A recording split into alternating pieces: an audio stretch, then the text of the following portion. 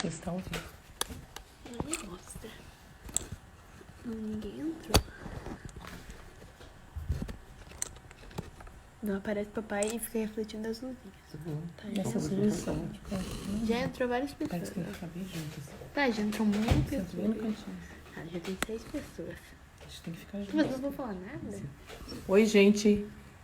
Boa noite.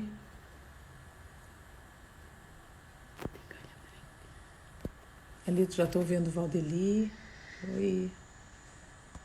Beto. Belk. Vou chamar a professora Clara.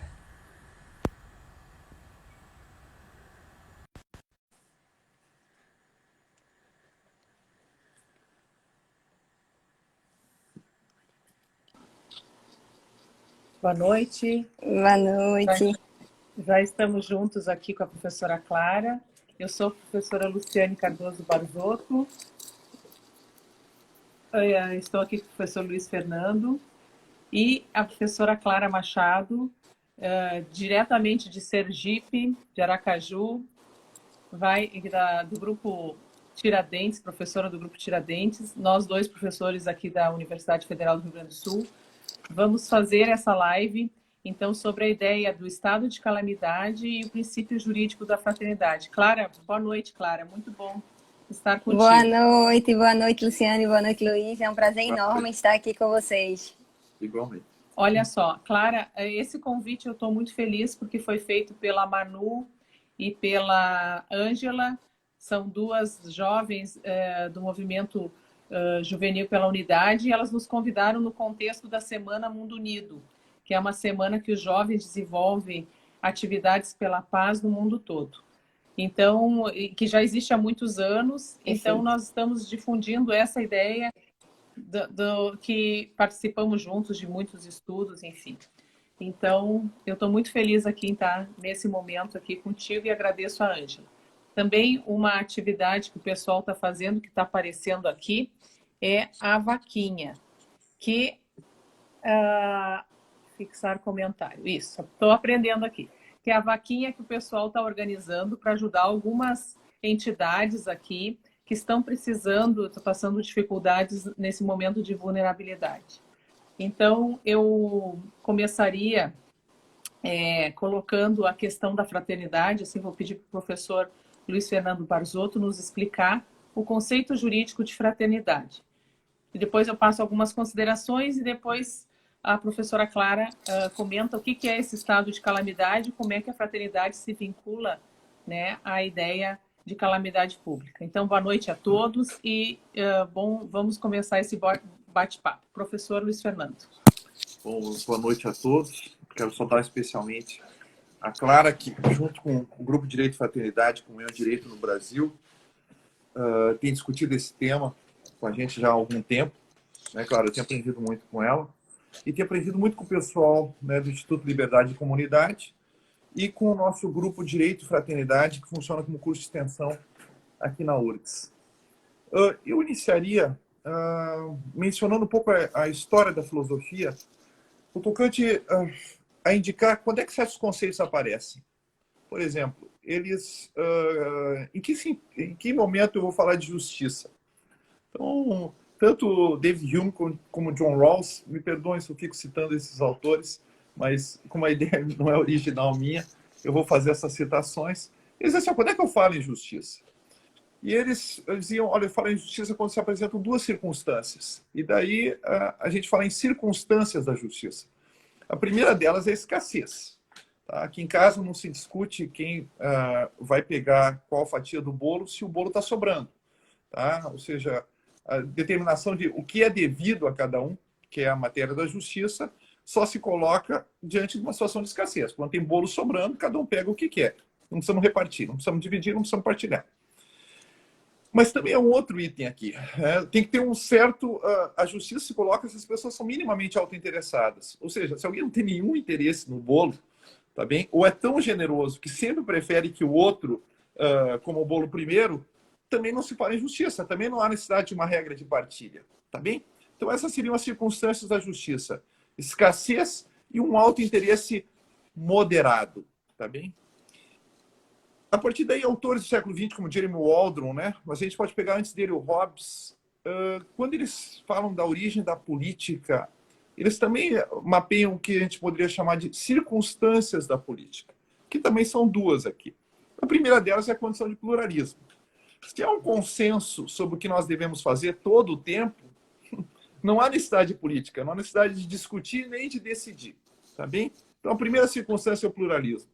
A segunda é a necessidade de coordenação, uma necessidade de agir juntos, porque se as pessoas discordam, né, um é vegetariano, o outro quer comer churrasco, e cada um pode ir para um lado, também não há necessidade política, não há necessidade de discutir e de decidir. Então, quais são as circunstâncias da política? O pluralismo e a necessidade de coordenação, a necessidade de agir juntos, tá bem? Então, circunstâncias da justiça, circunstâncias da política, e agora que a gente entra no nosso tópico, circunstâncias da fraternidade. O estado que nós vivemos, a situação que nós vivemos hoje, a situação de pandemia, ela exemplifica com clareza extrema a ideia de circunstâncias da fraternidade. É aqui que aflora o conceito de fraternidade em toda a sua virulência, podemos dizer assim. A primeira circunstância que a gente pode mencionar, que faz necessária a introdução do conceito de fraternidade, é o que eu vou chamar aqui de vulnerabilidade compartilhada.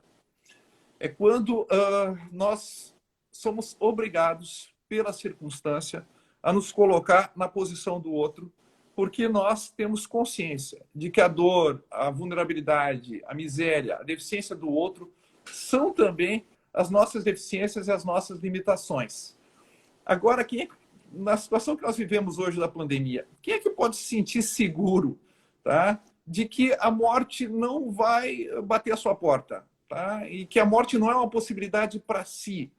É uma possibilidade para o outro, uma possibilidade para si. E ela é compartilhada no sentido mais amplo possível, né? A humanidade toda hoje está compartilhando esse tipo de vulnerabilidade. Ninguém vai escapar. Tá? É uma inclusão aqui máxima, tá? Nem por credo religioso, nem por pertença a grupo étnico, nem por posição social. Tá bem? Nós sentimos agora, tá? É uma situação que favorece enormemente a empatia. Por quê? Porque é inevitável que eu me coloque na situação do outro, porque o mal que ameaça o outro também é o mal que me ameaça. Essa é a primeira condição da fraternidade. Tomás de Aquino falava em misericórdia, se me permitem aqui a citação de um outro autor, e ele dizia, os seres humanos, eles tendem a sentir misericórdia. A gente poderia talvez retomar aqui etimologicamente o significado de misericórdia, né? Ela diz respeito a... Tem 3 raízes em latim, né? A ideia de miséria, a ideia de cordis, coração, e o verbo urere, que significa queimar. A misericórdia é queimar com o coração a miséria do outro.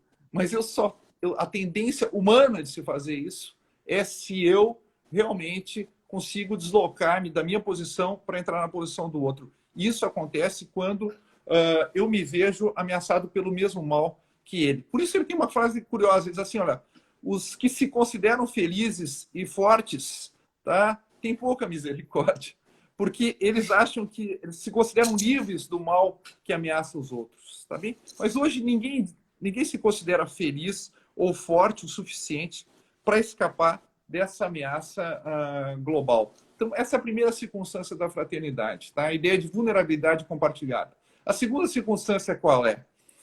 Porque a gente pode estar numa vulnerabilidade compartilhada, mas o barco está afundando. Todos nós vamos morrer, tá? E o barco está afundando e nós vamos afogar. E, ok, compartilhamos a vulnerabilidade, mas aqui não entra ainda a questão da fraternidade. É como lá na política, temos pluralismo, mas cada um vai poder resolver por si. Não se dá as duas circunstâncias. Qual é a segunda circunstância?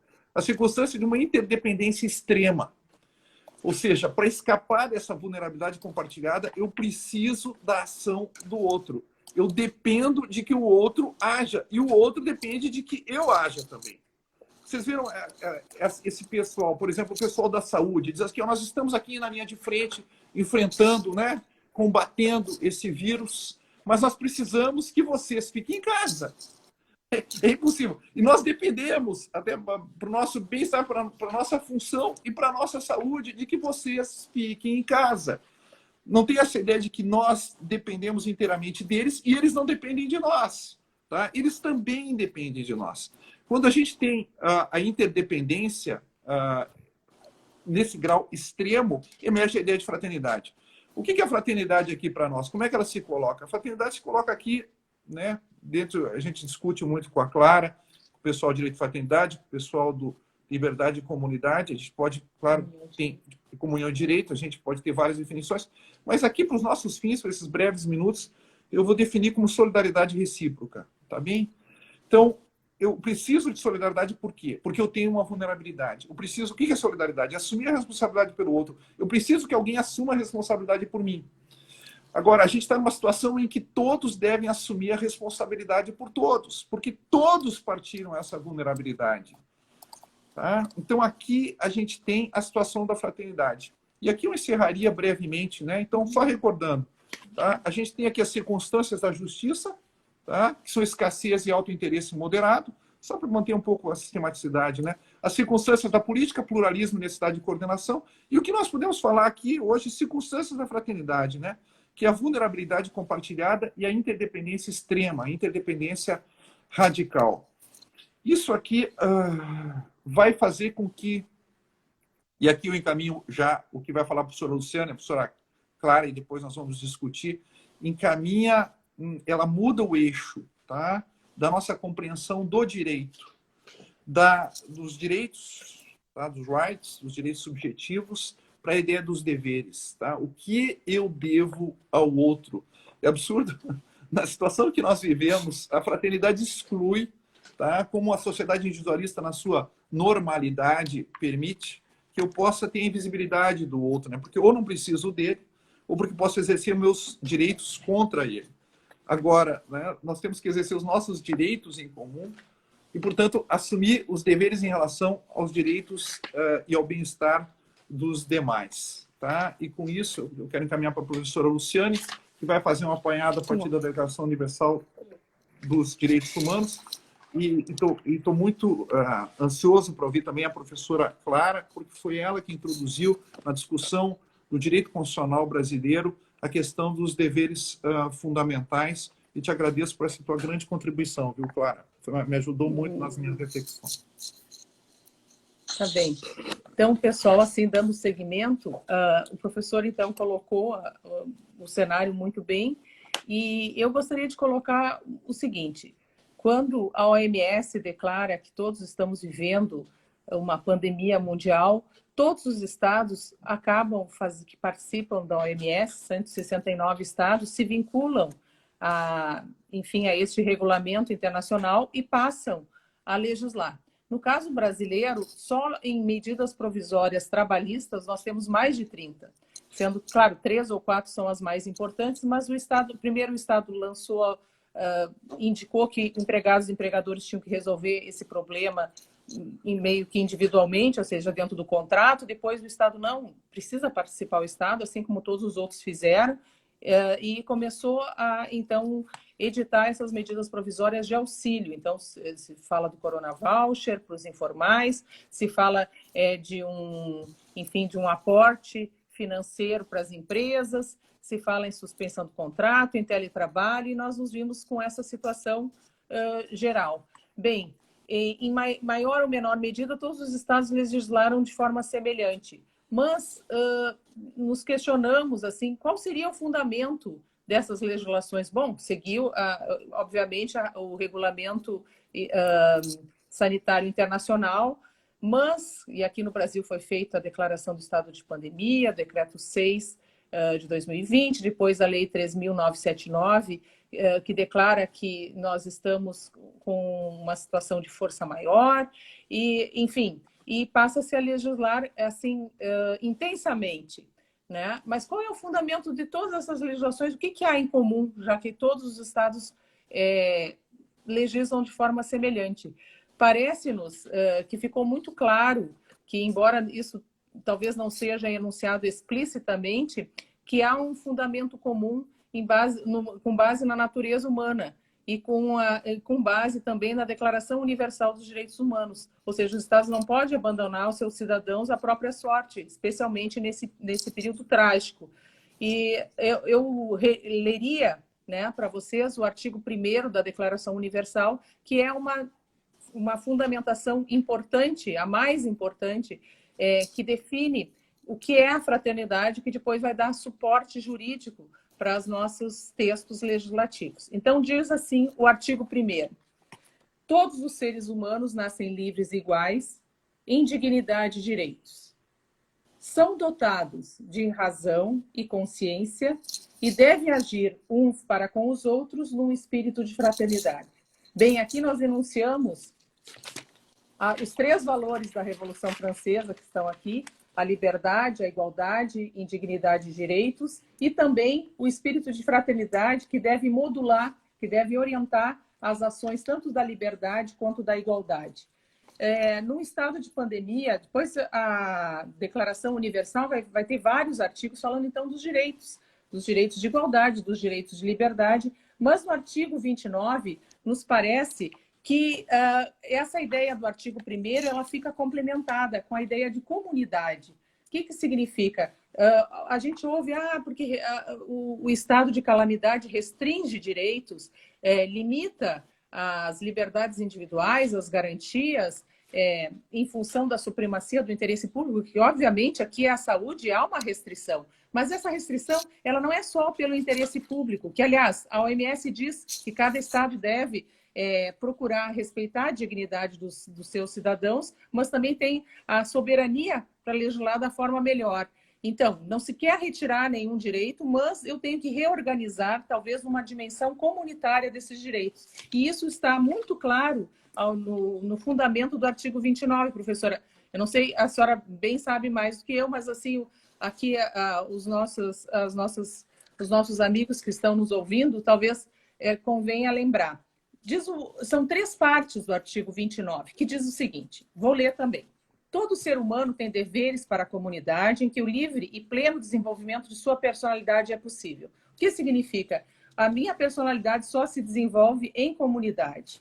E, em contrapartida, numa ideia de reciprocidade, como o professor Luiz Fernando falou, eu tenho deveres para com essa comunidade. Esse é o primeiro ponto do artigo 29 da Declaração Universal dos Direitos Humanos. No segundo ponto do artigo 29, temos o seguinte: no exercício dos seus direitos e liberdades, todo ser humano deve estar sujeito apenas a limitações determinadas pela lei, exclusivamente com o propósito de assegurar o devido reconhecimento e respeito pelas liberdades dos outros e satisfazer as justas exigências da moral, da ordem pública e do bem-estar geral de uma sociedade democrática. Ou seja, em função de manter uma sociedade democrática funcionando, em função da ordem pública, em função do bem comum dessa comunidade, é que eu posso ter restrições de direitos. Então, isso aqui parece que redimensiona toda essa limitação de direitos individuais. Não é que se justifique indefinidamente, lembrando que a calamidade tem um prazo para terminar, que nós temos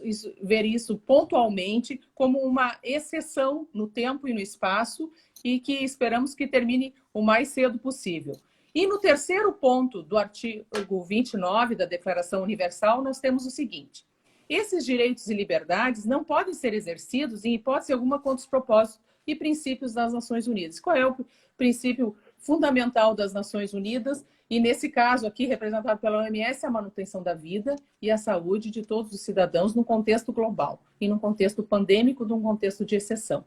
Então, em síntese, professora Clara, eu tenho 2 artigos importantes da Declaração Universal dos Direitos Humanos que me apontam como é possível exercer a fraternidade no momento de pandemia. Primeiro, todos somos livres e iguais e, portanto, não temos mais ou menos direitos que os outros, nós somos iguais e temos que agir em espírito de fraternidade. Isso a gente verifica. Aqui estão os jovens que promoveram esse debate, os Jovens por um Mundo Unido, aqui fazendo as suas atividades, desenvolvendo as suas iniciativas, mesmo online, em vaquinha online, e auxiliando as instituições. E isso se repete ao redor do mundo. Temos essa vivência que podemos ter milhões de exemplos, cada um de nós, mas isso tudo é coroado, então, pelo império do direito. A gente tem o direito que está por trás, e o direito é esse direito fraternal, que aponta que as comunidades têm que se organizar em função desse momento do aspecto comunitário. Então, eu agradeço assim, o convite, Clara, e eu acho que agora é a sua hora de também nos apontar, e depois a gente faz uma segunda rodada. As suas considerações. Agradecendo de novo nesse pessoal né, que acredita no mundo unido, na paz, na fraternidade. Clara, muito obrigada, Sim. nossa professora querida Clara do Instituto Tiradentes de Aracaju. Clara, então. Então, boa noite mais uma vez a todos e a todas. Foi muito bom. A gente faz essa live e, obviamente, as ideias surgem, né? Vão fluindo. E é muito bom poder discutir, debater a fraternidade, todas as oportunidades que a gente tem. E para mim também é uma enorme alegria, né? Eu já agradeço também o convite, porque fui uma jovem por um mundo unido, ainda sou uma jovem por um mundo unido, né? A minha vida toda, né? Então, assim, para mim é muito tranquilo estar aqui com vocês nessa noite, não só no aspecto acadêmico, mas também no aspecto espiritual e de crença, né? Dos valores que a gente tem pela frente. Mas, tecnicamente falando, né, vamos trazer aqui alguns debates também. Vocês fiquem à vontade, se quiserem fazer alguma observação, coloquem aí, né? Lu e o Luiz também podem ler e depois trazer para a gente debater.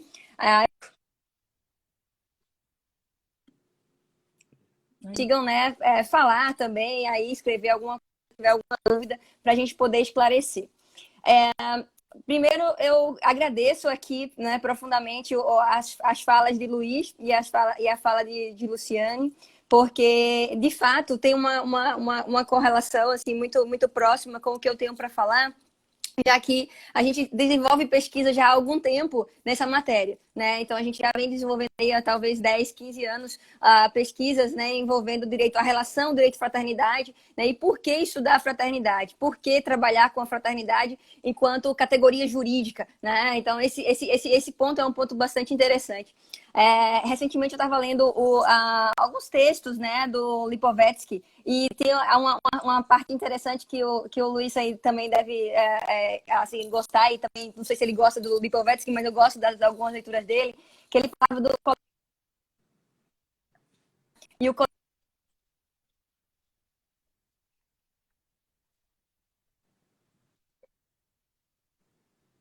supermodernidade, e que a gente não consegue enxergar o outro dentro desse contexto. Mas aí eu pego a fala dele, né, que ele fala do crepúsculo do dever, que vocês vão entender que tem tudo a ver com a minha fala, né? Quando o Lipovetsky ele fala do crepúsculo do dever e ele traz essa realidade, me parece que agora a gente consegue dar uma retomada com a fraternidade a esse cenário, né? E a gente consegue ressignificar um pouco esse cenário. E por que eu digo isso? Né? A gente começou a falar em estado de calamidade pública e princípio jurídico da fraternidade. E a primeira coisa que vocês poderiam pensar, mas o que é que tem a ver, né, o de calamidade pública com um princípio jurídico? Fraternidade não é um aspecto cristão, não é um aspecto... Na verdade, a gente retira, né, a gente não que a gente retire completamente, porque isso é impossível, mas a gente tenta dar uma carga, né, de significado efetivamente jurídico para a fraternidade, para explicar o momento que a gente está também vivenciando hoje. Primeiro ponto que eu acho importante, eu trabalho com direito constitucional já há alguns anos, é que vocês não confundam, né? Dentro do estado de calamidade pública, ele entra dentro do sistema constitucional de crises, obviamente. Mas o sistema constitucional propriamente dito, né, que está previsto na Constituição, ele só tem 3 vertentes, que é a intervenção federal, o estado de defesa e o estado de sítio. É importante que vocês percebam que a gente não está em nenhuma dessas 3 circunstâncias, né? A gente não está nem no estado de defesa, nem no estado de sítio, nem em intervenção federal. Mas a gente está numa circunstância específica que a gente chama de estado de exceção lato sensu. A gente poderia chamar, né, estado de exceção lato sensu. Por quê? Porque foi decretado um estado de calamidade pública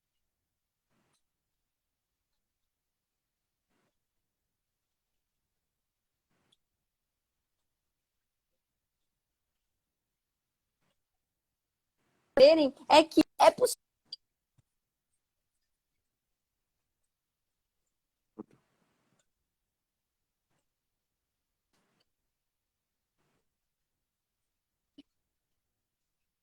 como uma forma, na verdade, de limitação propriamente dita, porque nenhum direito é absoluto. Não existe direitos absolutos, tá? E por não existirem direitos absolutos, a gente precisa efetivamente dar um sentido, um significado, né, para essas restrições a partir do princípio da proporcionalidade. Ou seja, a restrição tem que ser adequada, tem que ser proporcional, né, em sentido estrito, ela tem que ser necessária. E todo esse contexto, ele é observado, tá? Dentro desse nosso cenário atual. Então, as restrições a direitos, por mais que a gente, muitas vezes a gente fala isolamento social, restrições às empresas, né? É um absurdo que o Estado vem fazendo. Tem vários debates, né, nesse cenário, mas é importante que a gente entenda que não há direito absoluto. Se a gente vive em um Estado de direito, necessariamente haverá restrição. Necessariamente haverá restrição. Mas a gente está num contexto totalmente diferenciado, né? Totalmente diferenciado. Porque a restrição agora é necessária, né? É necessária para que a gente viva em comunidade. E aí a gente faz a relação com o que o Lu colocou, né? Então, e por que eu tenho que entender esse contexto? Qual é a importância disso, né? A importância é entender que, como eu vivo em comunidade, eu tenho uma corresponsabilidade social. Né? E essa corresponsabilidade social traz para a gente exatamente a compreensão de que por trás da fraternidade, ou como eu poderia dizer que a legitimidade do dever é a fraternidade. Quando a gente fala de deveres, né, deveres fundamentais, não apenas direitos, e é importante que vocês lembrem que o artigo 5º, ele vai falar de direito e dever, ele não fala apenas de direitos, ele coloca direitos e deveres individuais. Né? Quando a gente traz essa noção de dever, não é uma noção de Estado dominador, né, ou aquele Estado... Não é essa a percepção. É a percepção de que existe uma corresponsabilidade dentro da sociedade para que os direitos eles consigam até ser exercidos. Né? E o momento que a gente vive é deixar isso muito claro, muito claro.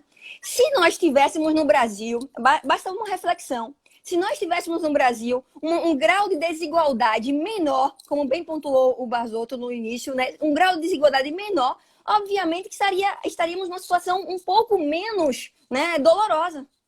E a nossa dor é a dor do outro. Necessariamente, não tem como. Quando você vê, é impossível, me parece, né, para um ser humano ver um relato, né, lá no jornal, 500 mortos, 600 mortos, pessoas na fila esperando para receber o benefício assistencial. Poxa, se nós não tivéssemos essa desigualdade, né? Ou seja, se a gente já tivesse uma desigualdade menor no Estado democrático, obviamente que a gente sofreria menos.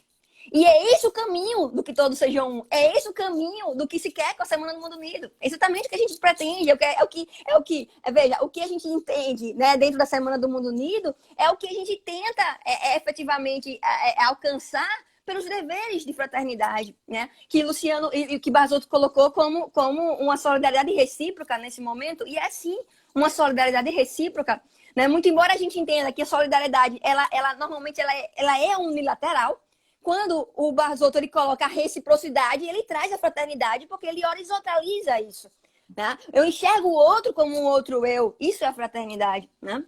Então, só para vocês entenderem então, os pontos que a gente está trabalhando aqui na live. O estado de calamidade pública, ele está dentro de um cenário, né, de estado de exceção. É um estado de exceção lato sensu, que a gente chama. Não se enquadra, a gente não, tecnicamente falando, né, no direito constitucional, eu não consigo enxergar uma possibilidade de estado de sítio, não consigo enxergar uma possibilidade no 137 da Constituição. Por que não consigo enxergar uma possibilidade de estado de sítio? Porque tem princípios específicos que não se aplicam aqui nesse momento, e até porque também o grande objetivo do estado de sítio é restringir direitos, restringir, né, limitar, aumentar o isolamento social, e o nosso presidente não quer isso. Mas, tirando essa vertente, né, de que efetivamente não se quer mais restrição, né, do que já está posto, né, e quem vai decretar é o presidente com autorização do Congresso Nacional, né, o estado de sítio, então não teríamos uma situação de estado de sítio. Nós estamos dentro de uma situação de estado de calamidade pública em que é possível, sim, restringir direitos. Na verdade, é importante que se diga que, num momento de situação de ausência de excepcionalidade constitucional, já é possível restringir direitos. No momento de excepcionalidade, eu posso restringir um pouco a mais com outros fundamentos. Né? Na verdade, eu vou dar uma fundamentação constitucional diferenciada para essa restrição, para esse momento específico. Então, vamos colocar, por exemplo, é um ponto até bastante polêmico, né? A restrição à liberdade religiosa. Que a Constituição, é bom que se diga, não permite essa restrição sequer em momentos de estado de defesa e estado de sítio. Ela não permite a restrição à liberdade religiosa, não está lá no rol, né, das restrições possíveis de direitos fundamentais. Aí vocês me perguntam, mas por que, Clara, que eu posso restringir a liberdade religiosa nesse momento por conta do dever de fraternidade? Porque como bem colocou, a interdependência, o Barzotto bem colocou, a interdependência ela é tão grande, que se eu efetivamente não cumprir o meu dever em comunidade, em sociedade, eu vou atingir o outro. E perceba, nesse momento nós não temos liberdade. Veja, a liberdade que eu quero dizer a liberdade está totalmente correlacionada com a igualdade e a fraternidade nesse momento. Porque como é que eu vou dizer que eu sou livre se eu não posso ir na padaria comprar um pão? Como é que eu vou dizer que eu sou livre se eu não posso sair para passear nesse momento? Mas entenda, você é livre dentro da tríade. Você não é livre fora da tríade. É esse o ponto que a gente precisa entender. Que dentro da tríade e dentro da, como bem pontuou Luciane, da comunidade, que significa bem de todos, né? Que significa que nós estamos vivendo ali em comum unidade, né? Então, dentro daquela comum unidade, eu consigo efetivamente entender o porquê, né? Dos deveres, da exigência desses deveres de solidariedade, deveres de fraternidade. E percebam, o que a gente quer nesse momento não é retirar a função do Estado. O Estado, ele tem deveres, né? E isso está muito claro nesse momento, né? Por mais hipócrita que seja o Estado, né, de direito, em qualquer país que a gente veja aí, e o nosso não está muito longe disso, me perdoem aí a verdade, né, do momento, mas a gente sente a dor, né, dentro desse momento de um Estado democrático que está sofrido, que vem sofrendo, as instituições vêm sofrendo, né? Então, dentro desse contexto, a gente consegue muito bem perceber que é sim necessária a fraternidade para ressignificar o direito, para ressignificar todo esse contexto, para que a gente consiga compreender e entender que o Estado tem que cumprir os deveres dele também. E vem cumprindo da medida do possível, né? Criou o benefício assistencial. Se nós já tivéssemos a renda mínima universal, né, a renda básica universal, se a gente já tivesse a renda básica, talvez não precisasse desse benefício assistencial. Concordam? Se a gente já tivesse, e até interessante, o Barzotto escreveu um artigo, quando ele fala, né, do conceito de fraternidade, um artigo, aquele livro, o azulzinho, que a gente produziu há uns 3 anos atrás, ele coloca a renda lá da França, né? Na França tem a renda universal, que é um exemplo de fraternidade. Mas veja, previamente, o Estado francês ele já tinha verificado a necessidade de uma renda básica universal para efetivamente, né, não chegar nessa situação. E aí a gente chega numa situação de miserabilidade. E que o Estado tem que entender, olha, o Estado não é o detentor, né? A gente não está mais naquela ideia de Estado sou eu, não, né? Então, a gente está na ideia de um Estado democrático. E para ser Estado democrático, a gente precisa de direitos e de deveres. Essa correlação, ela é necessária dentro de um Estado democrático. Não tem como se falar em democracia sem esses dois caminharem em conjunto. Eu trouxe aqui, eu estava lendo o Austin, né? E, lógico, tem outra perspectiva, é uma escola positivista de Oxford, então não tem muita relação direta com o que a gente quer aqui. Mas o Austin já dizia, direitos subjetivos e deveres são mandados que provêm de uma comunidade política independente. Olha, direitos e deveres são mandados que provêm de uma comunidade política independente, que é o que a gente objetiva com o Estado democrático. Né? O que a gente tenta efetivamente, né? o que a gente intenciona, o que é o objetivo da República Federativa do Brasil, construir uma sociedade livre, justa, solidária. Né? Ou seja, a gente alcançar esse objetivo é uma tarefa árdua. E dentro do nosso contexto atual é uma tarefa ainda mais árdua, né? Ainda mais difícil. E a gente não sabe mais, a gente não tem mais um contexto do que vai ser, o que está por vir. Mas muito bem colocou o Barzotto quando ele disse: a gente nunca viu tão claramente a fraternidade, né? E sorte a nossa que estudamos a fraternidade, Barzotto e Lu. Sorte a nossa. Por quê? Porque a gente consegue ter esperança dentro de um contexto desesperador, né? A gente consegue ir além, enxergar. É possível. Precisamos, obviamente, né, que as instituições enxerguem isso. E pouco a pouco as instituições vêm fazendo. Né? A gente tem o ministro Reinaldo, que no STJ vem defendendo a bandeira da fraternidade. A própria concepção de solidariedade que está difundida aí no direito civil, não é bem a ideia que a gente tem, mas a própria concepção de solidariedade volta à tona, nos né? sociais também. Exatamente. Sim. O federalismo cooperativo, ele ganhou ênfase no nosso momento. Quando que a gente pensaria que a federação iria efetivamente ser a federação. Só teve essa saída, né? Nesse momento, nós estamos vivendo uma federação, finalmente. Porque antes era tudo centralizado na União. Mas agora... Até porque, claro, assim, só desculpe interromper, mas é porque a ideia é a seguinte, nós, na saúde todos legislam concorrentemente. Eu penso que a saúde ele é um bem jurídico fraternal por excelência, porque ela é direito e dever de todos, assim define a Constituição. E é isso que a gente está vivendo, então, essa questão da saúde como direito e dever de todos. E uma outra coisa, claro, assim, já na primeira live que eu falei, eu comentei que, para mim, a saúde tinha como sendo o bem relevante de supremacia do interesse público. Então, me parecia que tudo estava em função dessa supremacia. E o papel do Estado, assim, central e fundamental para garantir isso que tu disseste, os direitos sociais, os direitos individuais e reorganizá-los nessa forma coordenada que o professor Luiz Fernando falou no início, para podermos superar, dentro do Estado de Direito, com certas restrições, esse momento.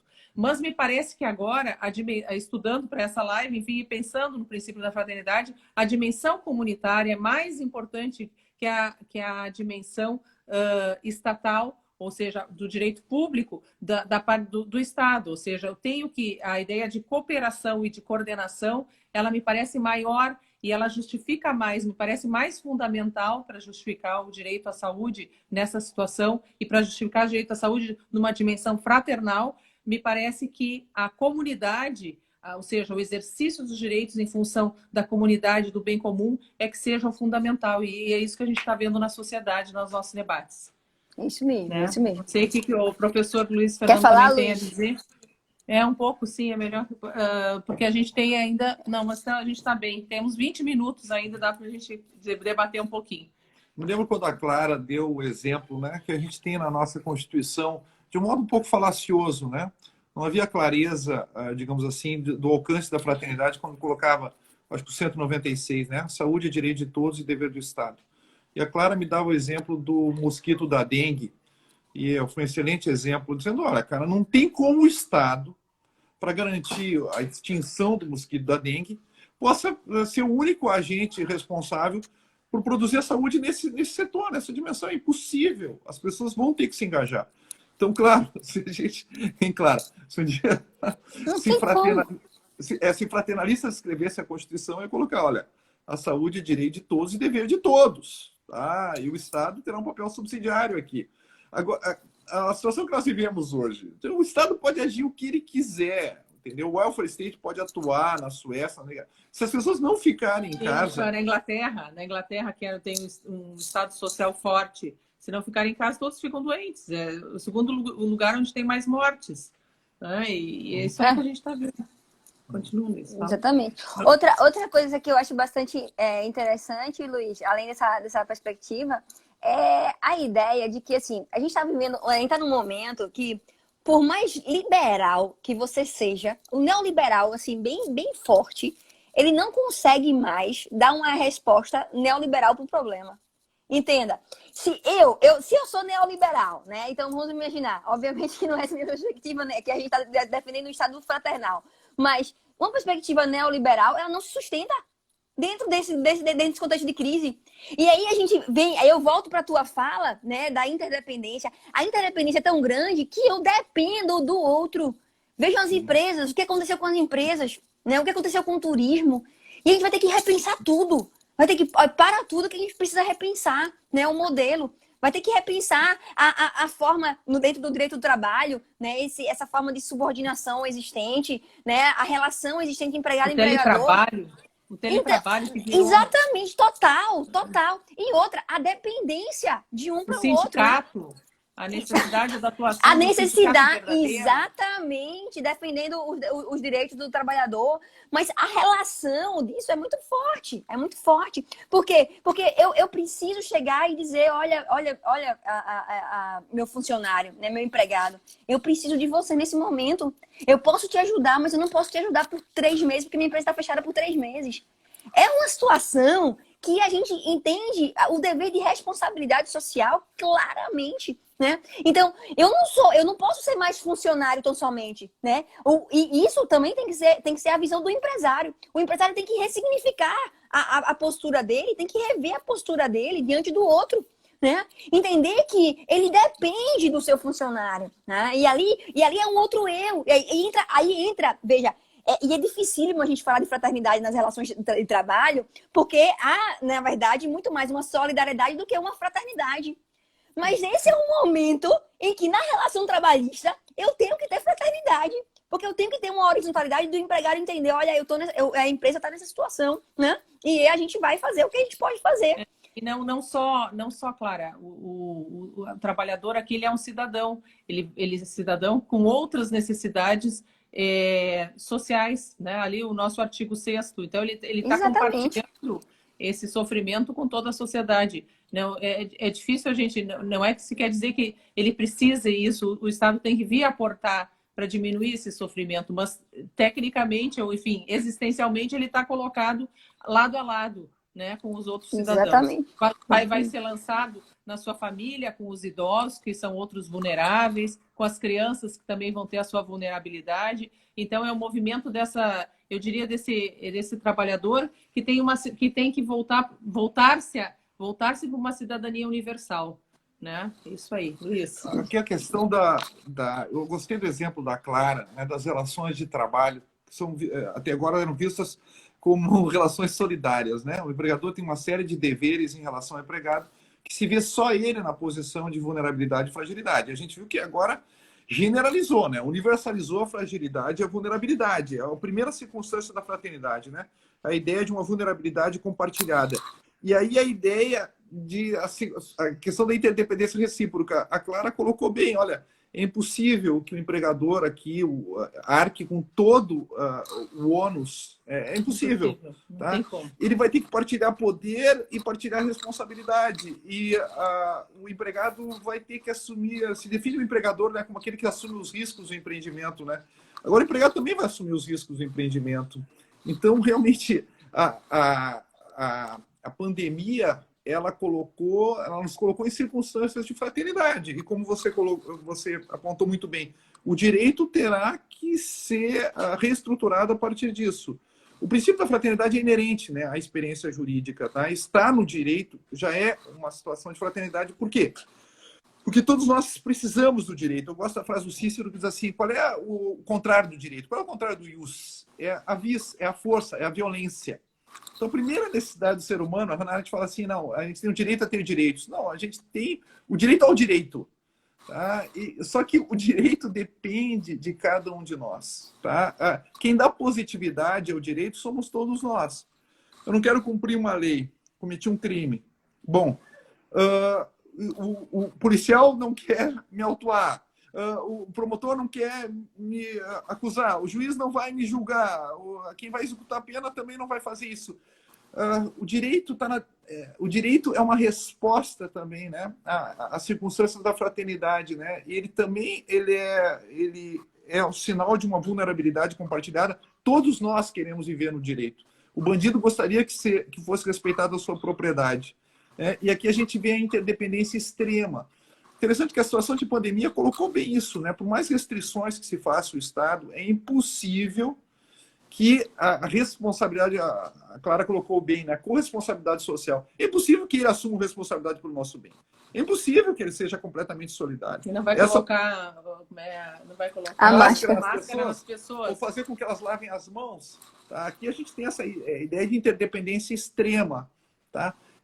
Como diz a Clara, curiosamente, involuntariamente, dolorosamente, né, Clara? Quem estudou a fraternidade estava preparado conceitualmente para viver esse tema, se não existencialmente.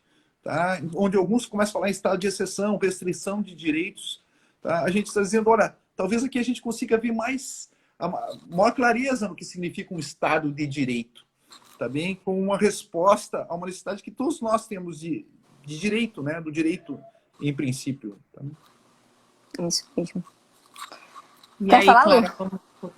Não, eu acho que isso aí já coloca toda a questão, né? Então, eu acho importante lembrar.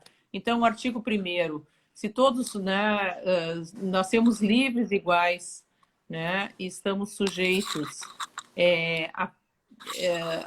a necessidade de tratar. Agora a gente tem uma necessidade, nós somos livres e iguais, mas nós temos necessidade de tratar os outros com espírito de fraternidade. Nós vemos que, à medida que um não faça isso, nós todos estamos em risco, né? Então, a sociedade do risco ela tem que se redimensionar por essa ideia de fraternidade, né? E aí, de novo, eu vou para o artigo 29 da Declaração Universal. Essas restrições todas, Claras, que tu muito bem explicaste para quem está nos ouvindo aqui, os nossos amigos, elas são importantes, porque elas limitam a liberdade, não por si só, mas em função do bem comum da comunidade. Tá? Então, o bem comum da comunidade é imposto pela supremacia do interesse público, que é o Estado. Que, aliás, é ali no inciso 2 do artigo 29, a única justificativa para que eu limite as liberdades individuais é justamente o bem comum. Então, só para quem entrou agora, recordando um pouco esse debate.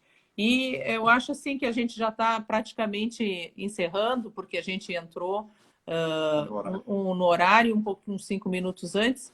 Eu acho que era isso, Clara. Talvez assim, passar por umas considerações finais e aí a gente já encerra. Eu só queria deixar claro também aqui para quem está ouvindo, quem entrou depois, né?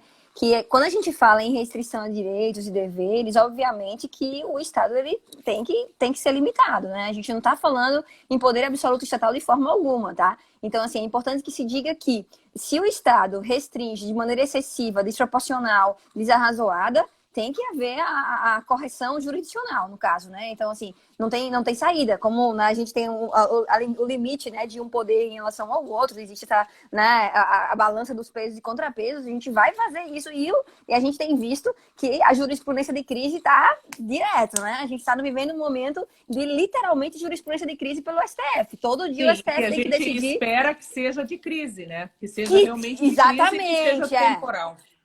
Claro, não, sem dúvida, né? E eu pontuo jurisprudência de crise porque estamos numa crise e que todo dia tem decisão que muitas vezes pode até extrapolar, né, Luiz, aí o limite do que a gente consegue entender como razoável, mas é necessário também a jurisprudência de crise no momento de crise, se a gente tem um executivo, um legislativo que muitas vezes quer se exceder nas restrições de direitos, né? Então, só para deixar claro que a gente não está definindo aqui um Estado que venha restringir, uma restrição exagerada, de forma alguma. A gente está fazendo um recorte.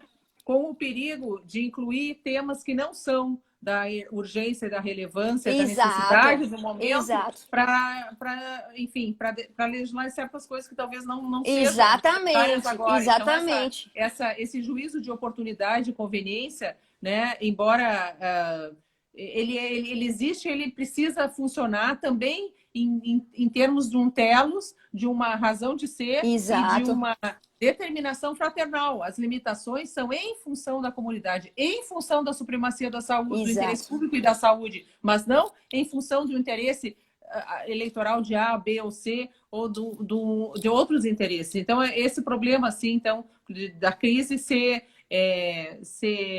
utilizada assim, para resolver situações extra-crises e situações pontuais e de certos interesses que não são coletivos, né? Exatamente.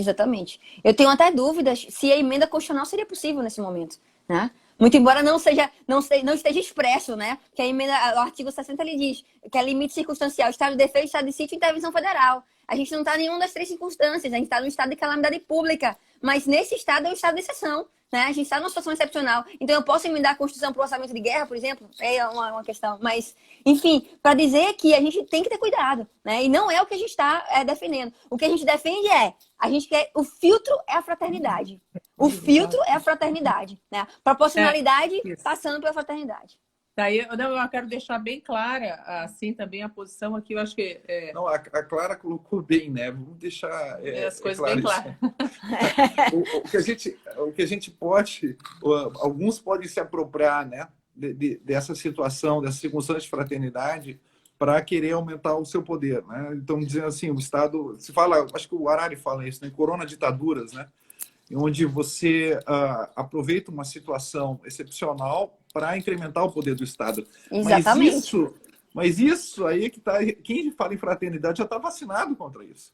Porque ele coloca o papel do Estado como importante, mas subsidiário, entendeu? O protagonista é o cidadão. É interdependência recíproca, entendeu? Então, Perfeito. a Clara fala assim, a gente vai ressignificar o papel do Estado. Bom, a gente vai ressignificar toda a sociedade, né?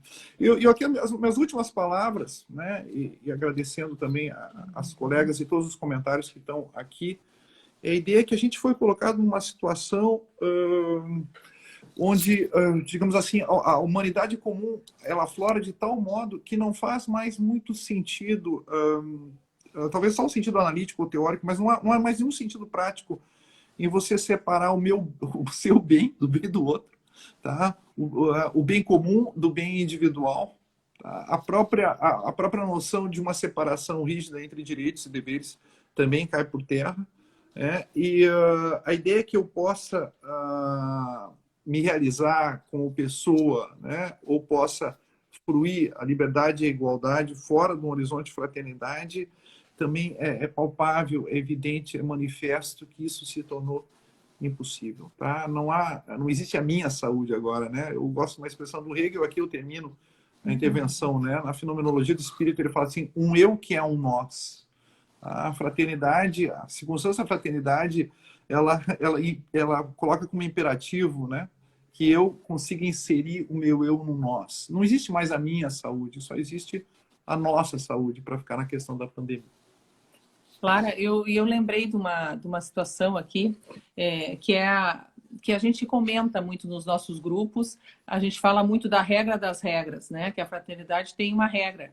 E ela pontua, ela orienta a atuação das outras regras, que é a máxima: faça aos outros o que gostaria que fosse feito a você, e não faça aos outros o que não gostaria que fosse feito a você. Então, a regra de ouro aqui, ela se torna uma baliza nesse comportamento, uma baliza de proporcionalidade, uma baliza para atuação judicial, uma baliza para atuação legislativa e uma baliza para atuação do executivo, ou seja, para todo o Estado, tá? Enquanto poderes organizados, e também se torna a baliza do nosso comportamento concreto. Então, não faça aos outros, ou seja, o que não queres que seja feito a ti, significa que cumpra as exigências do bem comum, que são ficar em casa, se restrinja a fazer o que é possível ser feito na melhor medida possível, como um retorno. Né? Assim, aqui na nossa casa a gente está lutando para que não sobre comida, para que não se ponha fora comida, para que se economize e, enfim, se participe dessas situações de solidariedade, sim,